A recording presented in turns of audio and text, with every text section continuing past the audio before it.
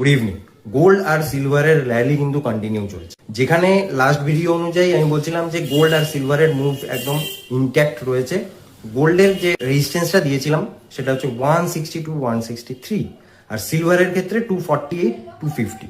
এখন গোল্ডের এবং সিলভারের কিন্তু মুভ একদম তাগড়া ছিল, সেখানে 163 ব্রেক করে 164 পর্যন্ত গোল্ড চলে গেছিল, এবং সিলভারের ক্ষেত্রে তুলনামূলক কম ছিল, সেখানে 248 রেজিস্ট্যান্স কিন্তু খাড়া হয়েছিল। এখন দেখা যাচ্ছে যে দুটো জিনিস, আজকে 4 দিন লাগাতার আপ ট্রেন্ডের পরে এখন দেখছি যে গোল্ড আর সিলভারে একটা ব্রেক লেগেছে এই আপ ট্রেন্ডে। সেখানে গোল্ড আর সিলভার কিছুটা হলে একটু কনসলিডেট করছে, নিচের দিকে এসছে সিলভার ভালো মতোই দেখতে গেলে।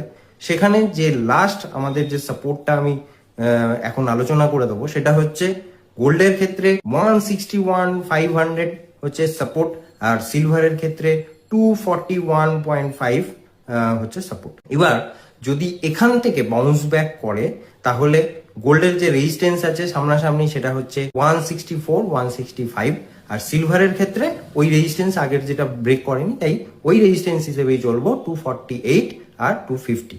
এর উপরে গেলে কিন্তু আবার আপসাইড মোমেন্টাম আসতে পারে। মার্কেট শুধুমাত্র ওয়েট করছে কিসের জন্য? দুটো জিনিসের উপর, ইউএস এর ইনফ্লেশন ডেটার জন্য আর ফেড চেয়ার পারসন কেভিন ওয়ার্সের কমেন্টের জন্য। তখনই এই কমেন্টটা আসবে, একটা ভালো মতো গোল্ড আর সিলভারের ভোলাটিলিটি দেখা যেতে পারে। যদি ফেভারে আসে, ফেভারের বিরুদ্ধেও আসে, সেক্ষেত্রেও ভোলাটিলিটি থাকবে। তবে আপসাইড কি ডাউনসাইড সেই মোমেন্টামটা ডিসাইড করবে নিউজটারও। তো দেখা যাক ওই নিউজে কি হয়। তো আপনি কি বাই করে কাজ করছেন আর সেল করে? যদি কমেন্ট করে জানান তাহলে অবশ্যই ভালো লাগবে।